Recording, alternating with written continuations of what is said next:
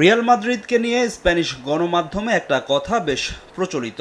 মাদ্রিদের ড্রেসিং রুমের পরিবেশ যদি কোচের হাতের বাইরে চলে যায় তখন প্রভাব পড়ে খেলোয়াড়দের মাঠের পারফরমেন্সে। রিয়ালের ড্রেসিং রুমের কন্ট্রোল না থাকায় চাকরি হারাতে হয়েছে সাবেক কোচ শাভি আলোনসোকে।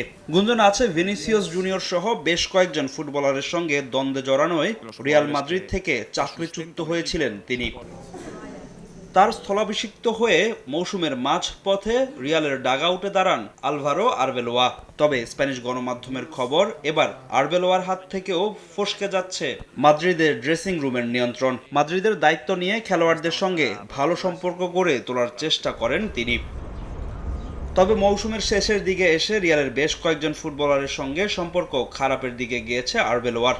স্প্যানিশ সংবাদ মাধ্যম এল মুন্দোর খবর, মাদ্রিদ অধিনায়ক Dani Carvajal, Raul Asensio, Alvaro Carreras সহ বেশ কয়েকজন ফুটবলারের সঙ্গে সম্পর্কের অবনতি হয়েছে কোচের।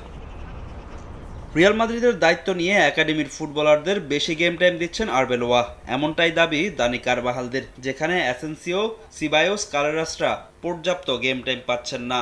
আর তাতেই আগুনে ঘি ঢেলে দিয়েছেন ফরাসি স্ট্রাইকার কিলিয়ান এমবাপে। ইনজুরিতে থাকা সত্ত্বেও বান্ধবীকে নিয়ে ইউরোপের ঘুরে বেড়াচ্ছেন কিলিয়ান এমবাপে, যা চোখ এড়ায়নি সতীর্থদের। দলে তার ভূমিকা নিয়েও প্রশ্ন তুলেছেন অনেক মাদ্রিদ ফুটবলার। তবে ফরাসি তারকার পাশে দাঁড়িয়েছেন আরবেলোয়া, তাতেই তার উপর ক্ষুব্ধ অনেক ফুটবলার। ধারণা করা হচ্ছে মৌসুম শেষে আরবেলোয়ার সঙ্গে সম্পর্ক শেষ করবে রিয়াল মাদ্রিদ। ফাহিম ইসলাম, সময় সংবাদ।